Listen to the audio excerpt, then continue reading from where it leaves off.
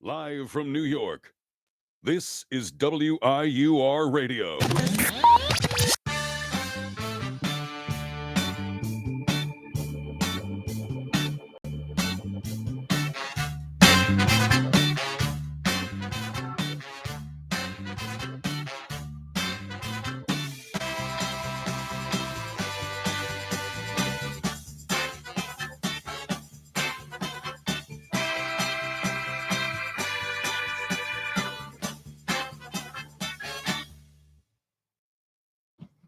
Hello, everybody. I'm Jackson Burkhardt, joined by my co-host Jack Driscoll, the one and only. Welcome to the first episode of the Pop Culture Crew. It's our first episode, so we're very excited. We'll get right into it, off rip. So first, we're going to start off with a topic that I think a lot of people will be interested in, Jack. We're going to go over a recap of summer of 2025's movies. Ooh, okay, there were a lot of good movies. I think there were a lot of. This was a good summer for movies. I know a lot of people are saying nowadays that the state of movies and the state of cinema is dying or dead. I actually would argue otherwise after this summer. After this year so far, but summer in particular, I actually beg to differ as well. I think we're making a comeback. I mean, the biggest ones were what? They were Superman, Fantastic Four. Well, I got a little list here. So let's start off. I wrote some in order. We'll do a little recap on each one. Did you see Jurassic World Rebirth? No, but I didn't hear anything good. I would agree. It wasn't great, right? And now we did start off by saying that this was a good summer for movies, but I don't think we live in a perfect world where it the worst thing you've ever seen. No, I mean it was really just a boring Jurassic Park movie. Yeah. Like everyone says that after the first Jurassic Park, this is the worst Jurassic Park sequel that we've ever seen. After the first Jurassic Park, you haven't seen that? It's a running joke. I've never seen that. Okay. But after that, we have arguably the greatest movie of the entire summer, War of the Worlds with Ice Cube. I don't even think I could bring myself to finish that one. No, I did. I fell asleep after the archaeologist lady died for the third time, and then he was like, "I'm gonna circle back," and then she came back to life again. I mean, it was very clear that there was no actual idea, and they just kind of handed Ice Cube a bunch of money and said, "Promote Amazon." Mm-hmm. See, now what they said that they recently came out and said that it was filmed during COVID while everyone was at home. And so, yeah, I guess we could sit and make an argument and give them the benefit of the doubt and give them credit where credit is due that if you're all filming it remotely from your homes. But I still I just how many other movies also came out during COVID and didn't have that problem and were made during COVID and did not have that problem. I think it's less of a problem of the fact that it was filmed during COVID and just that kind of plot setup for movies is boring. Have you ever seen the Unfriended movies? I've not. They're this horror movie about these black web people that hack these people's computers, and they're on a Zoom call or Skype call, and they're all getting killed one by one, and it's a horror movie. But they're bad because you're sitting and you feel as if you're watching a YouTube video. They don't feel like a movie. Right. If that makes sense. You're sitting there and it's kind of hard to do it correctly because it feels stupid to watch. If I can put it as bluntly as I can, it feels stupid. And now again, we did start this show with we feel like the movies are making a comeback, and we haven't have many good things to say so far. We have to start with we're objective here on this show. We're starting with the stinkers, and now we're moving into better ones. War of the Worlds. I think we should circle back on circle back. But no. One of my favorites so far of this year. One of the best films I think I've seen in a while, especially for a movie theater. What do we think about Superman? I thought Superman was good. I mean, one of those movies you got to see in IMAX. I did see it in IMAX. I think a lot of the movies that are coming out nowadays, I know, to get it sidetracked again, they did just send the trailer out for The Mandalorian and Grogu, and they said in the trailer it was made for IMAX. You have to go and see the IMAX movies nowadays. But I thought Superman was good. I feel as if anybody was gonna any superhero was gonna be on the receiving end of James Gunn's sarcastic script, I feel like Superman was probably a good idea for it. I mean, a lot of James Gunn movies are really upbeat, and I think if any superhero is right for it, it's definitely Superman. I think that in the last few years we've gone down that train of Zack Snyder and his letting everybody die and burn so that he can look cool. Yeah, so he can aura farm. Yeah. No, but I would have to say one thing I noticed about his work through the Guardians films for Marvel, the Guardians of the Galaxy, as well as the second Suicide Squad that he With Peacemaker that he and has. the Polka Dot Man. The second one, everyone, yes, the Polka Dot Man, not the first one, because you can tell there's a difference between the way it is. I feel like he is one of the most prominent comic book movie directors where you can really tell that he's inspired from a comic book. Yeah. That's what I got a lot from Superman. It really did feel like he was trying to make the pages of a comic book come to life with between the color, the way a lot of things popped.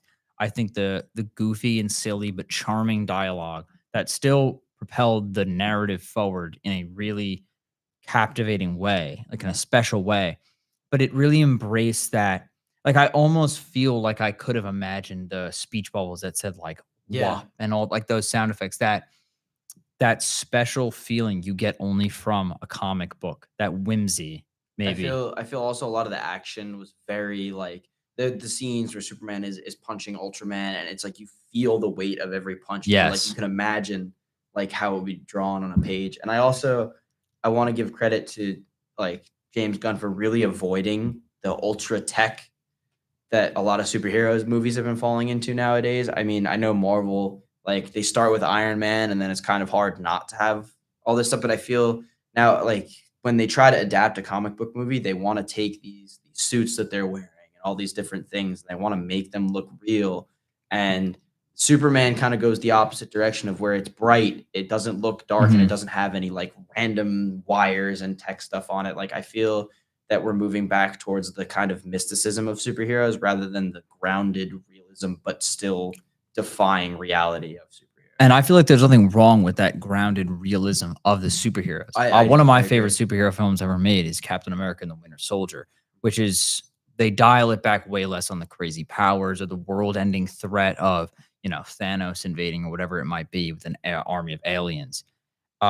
Really to just action, espionage, spies, and information control, things like that. And I really like the way that entire movie plays out and how they take, obviously, Captain America, who's essentially America's golden boy, the, beacon of justice and hope, and they turn him into a war criminal almost, or they're trying to turn him into make him seem like one. And I feel like when James Gunn was making Superman, he really wanted to go a lot simpler. Not that it's a simple plot or that, and when I'm using the word simple, not to dumb it down, but he wanted to keep it clean. He wanted to get back to the basics, and Evil he man wanted versus good and understanding, but with a lot of meaning and charm. I thought every character in that movie was extremely charming. The good guys and the bad guys. I agree. The villains and the heroes and the villains. They were all charming. Lex There Luthor was had that something to like. random guy who was just driving the boat. And that was funny. Yes, exactly. And I'm excited for what he does with the next one, which he recently, the Man of Tomorrow, which he recently teased that we will now see David Cornsweet's and Nicholas Holt's Lex Luthor and Superman working together to defeat something greater. Probably, if I had to guess, probably Doomsday. I would assume Doomsday would make the most sense if you have to get the two of them to work together. I assume maybe Lex Luthor creates Doomsday and we realize he can't control it. Lantern. It could. We never know. I mean, I feel that. I mean, we know what the next movie on the list is. There were two really big powerhouses of superhero films. And then in my opinion, the best live action Fantastic Four film we've ever gotten. Yes. Fantastic Four: The First Steps. I mean, I saw that movie twice. I mean, we saw it opening night. We did. We did see it together. In IMAX. Yes. And I mean, when I tell you that it was mystifying watching that movie. Like, I read a bunch of reviews after it came out, and a lot of people really focused on the retrofuturism that they did with the 60s feel and all the stuff being still futuristic. Like they have the flying cars and all the skyscrapers, but they all look like they were ripped directly out of the 1950s and 60s. And I think that's just such a unique style that I think really only the Fantastic Four could have pulled off. And I think it was probably a really smart idea to introduce that style with the Fantastic Four. I feel like the only other superhero or comic book movie I've seen pull off that feel with that type of technology and look to it is The Incredibles. Yeah, The and Incredibles it's is animated, so it and it's has that animated, so it does has have that extra advantage. bonus. But I feel like as far as what I've seen, that's the only other one that could pull Yeah. off that type of feel. It wouldn't work. It It doesn't wouldn't 'cause work with the Avengers. It wouldn't Yeah. work, in my opinion. I don't think. I don't think it could. I mean, even though those comics did come out in the 60s, I just think that, like, this is coming from somebody who's now gone, and after watching the movie and, like, reading all of the originals, like, you need to take the best of what was from the old and the best of what's working with the new. Like, if you just adapted the original Fantastic Four, you would have a bunch of stuff like Doctor Doom is kidnapping them with the anti-Fantastic Four net, and it's, like, Exactly. stupid. Like, you're reading it, and you're like, That- "This is goofy." And I think that's where a really interesting topic of conversation comes in, where you have to debate what from comic book movies works in And a movie and what doesn't work. works in a comic Yeah. book. The anti-Fantastic Four net, Doctor Doom dropping a net on the Fantastic Four and saying, I've captured you. That's great for a comic book. I think that's extremely unique It's and funny, you get to see the interesting. art, and But in a movie, in a live action movie, I can't. I I'd be can't upset. picture I'd Robert be Downey upset. Jr. trapping Pedro Pascal under a net and saying, I've done it. Yeah, like, I've won. I feel like I would have wasted my money at that point. Like, I Exactly. spent $5 on a comic at the store, and it's got one goofy moment, and the art is great, because that's a thing that a lot of people talk about, but also don't really realize when they talk about, is that the art really does carry the way you feel about a comic and something Yes, like that. Like, I it agree. really matters how it looks. In film, it's a different kind of art, because the art that you're using is the actual human form that you're using in the movie. Whereas in a comic book or another art like manga or something else, like, you are Mhm. using your own view of the world and putting it onto a page. It's different because when you look at a movie, you can only change reality so much when you're filming reality. But Mhm. when you're drawing something onto a page, you can change reality to be whatever you want. Mhm. And so I feel that when it comes to adapting these comic book movies, it's hard getting the original artistic vision right. You have to take what you get from the comic, and you have to make it your own. And I feel like that's what who was it that directed the Fantastic Four first steps? It was somebody I know who it was. But the director of both James Gunn and the director of the Fantastic Four first steps, because I can't remember off the top of my head, really did that. I feel like Mhm. I don't think that James Gunn necessarily set out to film David Cornsweet, as how you pronounce his name, as Superman. I think he set to film a Superman comic with David Cornsweet as Superman. And I think that was kind of the thought process that did a lot better about the other Superman movies, where it's like, how can we make Superman look really cool in this movie, rather than Mhm. how can we take the feel of what people love about Superman and put it into a movie? I agree. And before we move on to one that I'm very excited to talk about, I'll just do another few shout outs. Maybe they weren't exactly during the summer, but the course of this year, two other movies that have been very big are Sinners and Yes. one that which I still have to catch up on seeing, Right. and The Ballerina, which I did see. I did not. I'm a big fan of the John Wick franchise. I think the team behind it is one of the best that I've seen in the action and the choreographing. Mhm. I truly think they are a really tight team that know what they're doing and care about what they're doing. And that's something I think is the problem we're seeing with a lot of movies now. I don't even necessarily think it's a lack of skill. I think it's a lack of passion. Okay. So shout out to The Ballerina. If you haven't seen it, check it out. It was a great movie. Mhm. Anna de Armas did a great job. Yes, She yes. we didn't have Keanu Reeves as John Wick as the lead, but it did not matter. She did an incredible job. So see that one. I if mean, you it really haven't. gives her credit. I granted I haven't seen the movie, but what I've heard you say about it, I mean, coming into a franchise that already has such an iconic main character, and just one movie really showing off that you're an important and valued actress to this series. I mean, that's a pretty impressive task. I mean, Yes. on both the writers and the acting. And I think she filled the shoes great. I think she did a great job. It was not like I was sitting there the whole time just going, I'm upset that it's not John Wick and it's her. She did it. She filled the shoes. Like, she really did an amazing job, and I cannot commend her. I mean, pre-summer too. I mean, I forgot The Brutalist came out this year too, right? No, that was Pre-summer. No, it was last year. Yeah, that was last year. Oopsies. You're I making don't me know. That so movie's bad. really fresh in my head. But I mean, you can consider it at the end of the summer. It came out.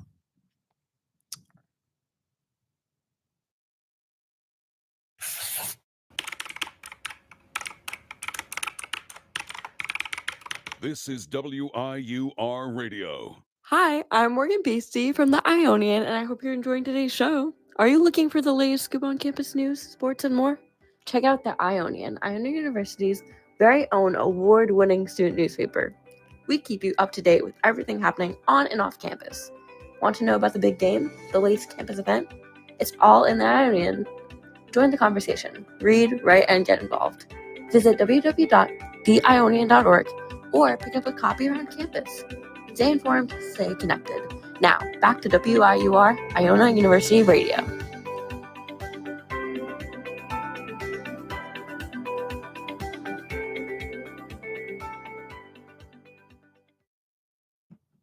Yes, folks, please check out the Ionian. Sorry for no lead in, but please check out the Ionian. They work very hard. I know a lot of good people for it. They do a great job. So newspapers, I feel like are a lot of people think they're a thing of the past. Please check it out. They do a great job over No, there. that makes me feel better than having a crisp newspaper on a Sunday morning. Mhm. That's what my dad Mhm. always says. A nice cup of coffee. Yeah. But sorry, back to what we were about to get into. Just recently came out earlier this summer in Japan. Yes. But now we finally got it here in the United States. The Demon Slayer Infinity Castle movie. Part 1. Yes, part 1 of 3. I mean, this is all you. I like the movie, but I don't think I like the movie as much as you did. Mhm. I'm a huge Demon Slayer fan. I will gush over it all day long, but I'll be brief. I'll be Okay. brief. The reason I bring this one up in particular is there are a lot of people talking about it online that it should be nominated for an Oscar or up for as a candidate to be nominated Best animated film, right? best animated film. Now, a lot of people disagree with this and don't think it should be. I am one that argues I think it absolutely should be nominated at the very least because it is in my opinion, a marvel It was a of very, animation. very well animated movie. I Mhm. mean, you have to understand that when it comes to Demon Slayer, I mean, the story is good, but when it comes to Demon Slayer, the height of the show is the animation. Mhm. And they came to the table and they were like, they knocked it out of the park. I mean, if I coming from somebody who went into the movie already reading the manga it was based off of, knowing it was going to happen, still managing to capture my interest with every different scene and how it was animated, I mean, that's a pretty impressive feat. Mhm. I mean, we were talking about this earlier before even on the show. Mhm. What is it you think that is the reason for a lot of people don't want to consider anime on the same level as in terms of art form? Like a lot of people argue that it should in no way be nominated at all. That it doesn't. It's not fair to compete with the others because I think it's ridiculous. I think it is. There's a lot. I mean, there's just a lot. I feel like definitely a big part of it is that there's the idea that animated movies are for kids. Yes. I mean, when you think animated film, you think The Incredibles. You think Toy Pixar, Story. you think Toy Story, any Pixar movie. Like, and this came in and it's an R-rated animated Yeah. movie. It came in, and I mean, Which I feel like you don't see a lot. no, you don't. I mean, I think the last time we saw an R-rated animated movie was probably Mugen Train, which was also Demon Slayer. And I mean, if we're going American, Sausage Party, I guess counts. South Park movie even before that in the 90s. Like, there's not a lot of movies that pull are from. animated that come with this have the R rating, rating. yes. Yeah. And I think that a big thing is that it's also foreign. I think that a lot of people think that when they think of the Oscars, they think of American movies. And that's not necessarily a bad thing. I think it's great to have the Oscars represent American talent. But Mhm.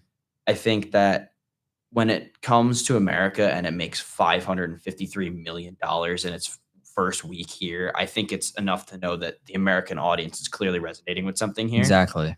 And I mean, if I'm correct, it's the highest grossing animated movie this year, bare minimum, I think. Mhm.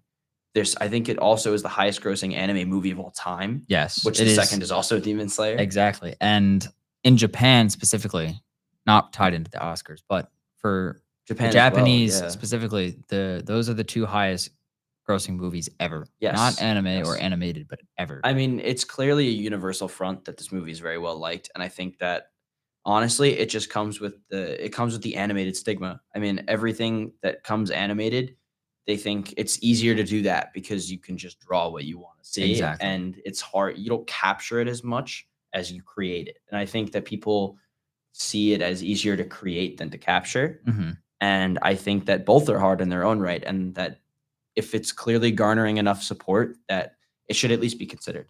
Exactly. That's mean- essentially the point we're trying to make, is that it's very obvious that people worked extremely hard to make it, and even more obvious that it is widely beloved by Yeah. millions and millions of people.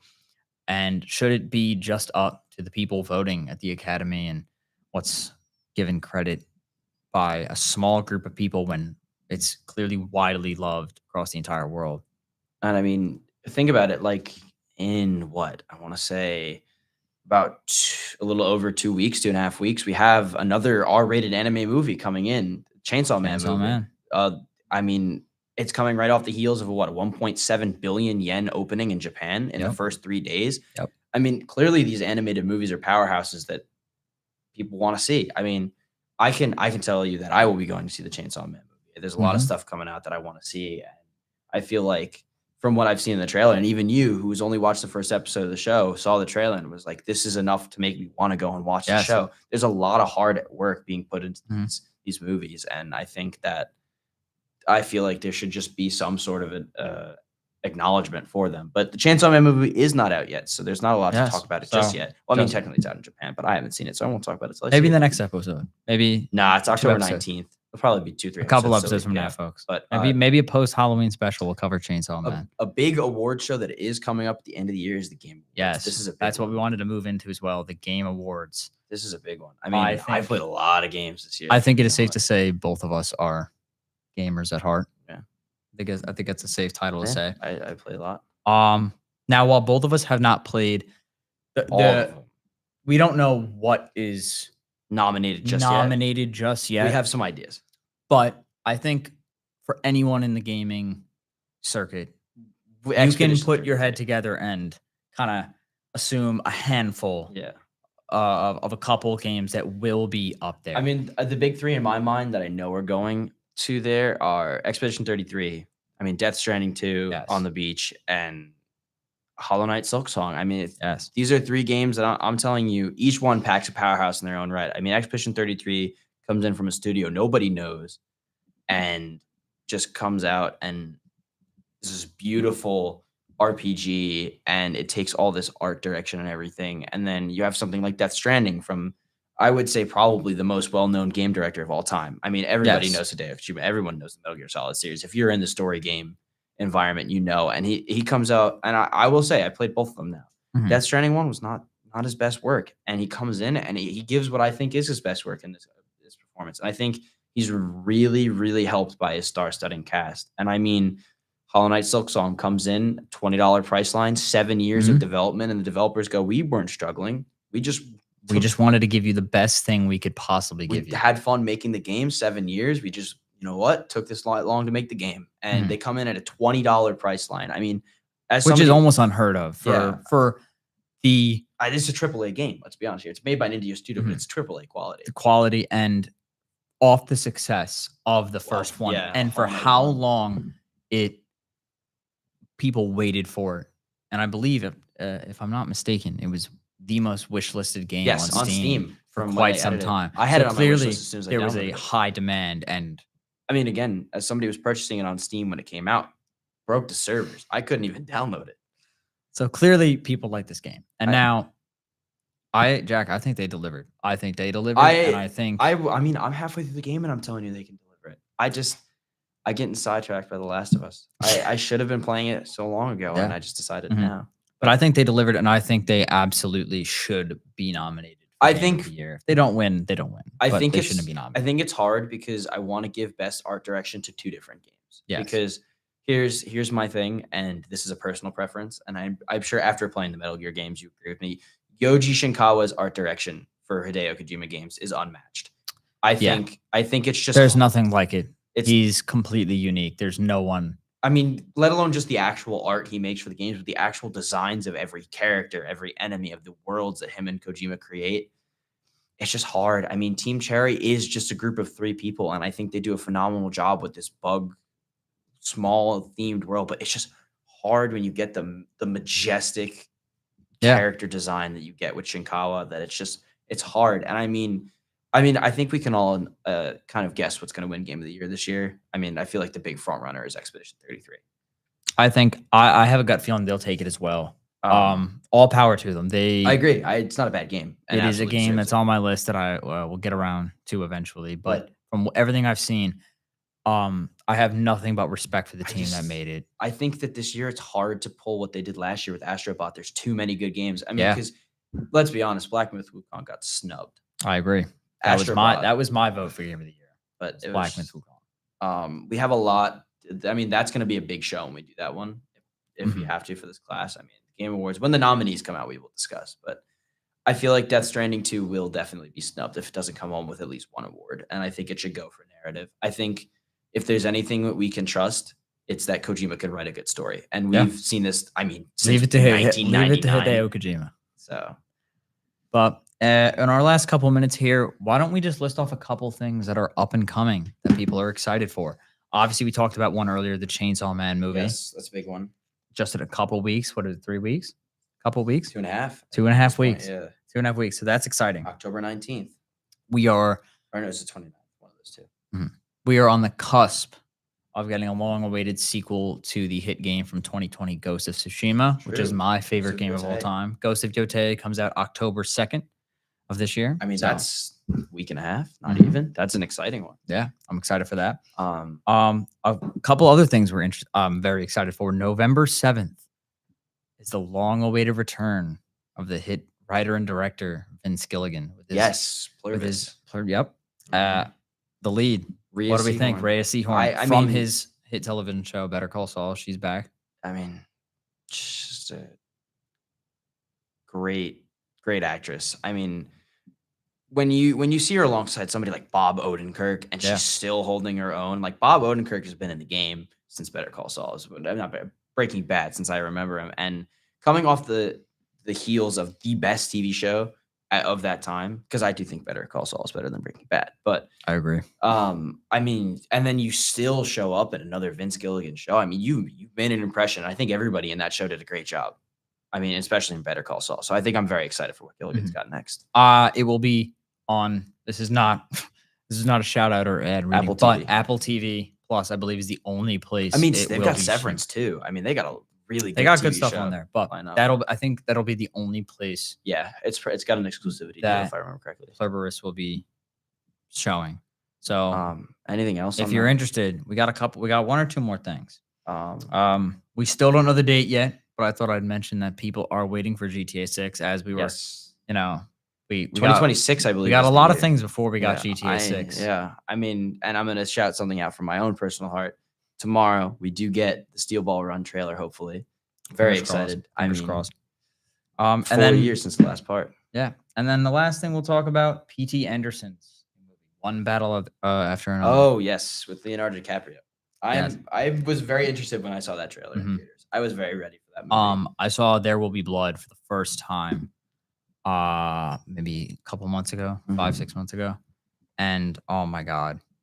What if I would happily put that as the second, best film. I know the Parasite was rated the best film of the 21st century. I would happily see that at number 2. What a great film. So I'm very excited for P.T. Anderson's new film that will be coming out. But you know what, Jack? I think that'll wrap it up. I think that we're all out of time. We are all out of time. But I want to wrap it up for today. Thank you for joining us, folks, on the first episode of the Pop Culture Crew. I've been Jackson Burkhardt. I'm Jack Driscoll. And we hope to see you guys again very soon. Thank you.